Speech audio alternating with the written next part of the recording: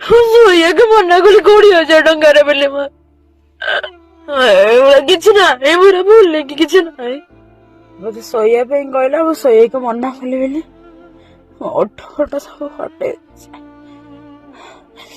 Committee ଲୋକ ମତେ ଶୋଇବାକୁ କହିଲା, ମୁଁ ଶୋଇବାକୁ ମନା କଲି କମିଟି ଲୋକମାନଙ୍କ ପାଖରେ।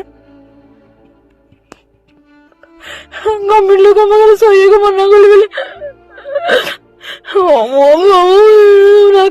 ହଟେଇ ଦେଇଛି।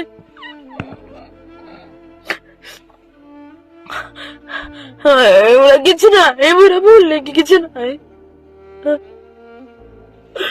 ଶୋଇବାକୁ ମନା କଲି 20,000 ଟଙ୍କାରେ ବୋଲି ମା।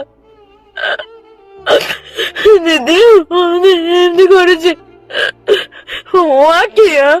ଆଖି ଆଉ କିଛି ନାହିଁ ଦିଦି, ଆଖି ପୁରା ଲାଲ ପଡେ, ଆଉ କିଛି ନାହିଁ, ଆଉ ଠୋଟ ଆଉ କିଛି ନାହିଁ।